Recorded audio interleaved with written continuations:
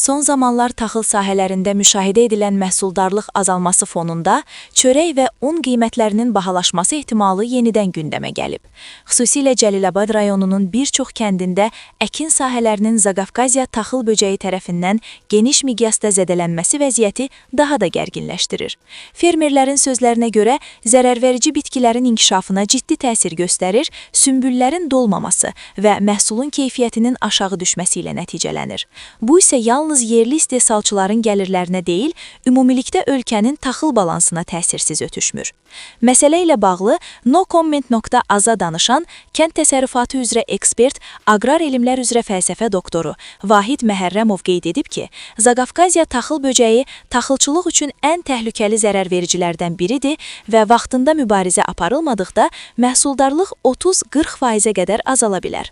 Onun sözlərinə görə, bu zərərverici əsasən zəif qulluq edilən və dərmanlama tədbirləri gecikdirilən sahələrdə sürətlə yayılır. Əgər kimyəvi və aqrotexniki tədbirlər vaxtında həyata keçirilməsə, təkcə cari mövsüm yox, növbəki illər üçün də ciddi problemlər yaranacaq. Fermerlərin maddi imkanlarının məhdudluğu səbəbindən bəzi hallarda sahələr lazımi səviyyədə qorunmur.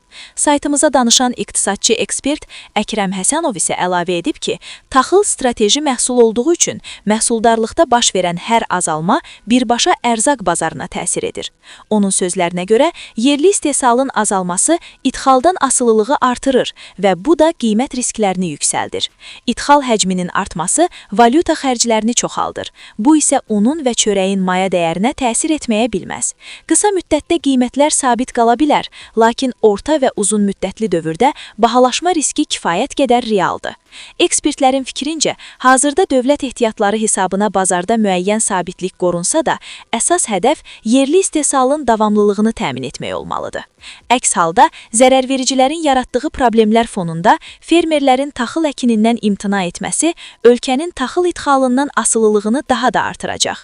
Belə hesab ediləm ki, taxıl sahələrində məhsuldarlığın azalması və zərərvericilərin yayılması təkcə aqrar sahənin problemi deyil, eyni vaxtda ölkənin ərzaq təhlükəsizliyi və sosial-iqtisadi sabitliyi üçün risk yaradan ciddi məsələdir.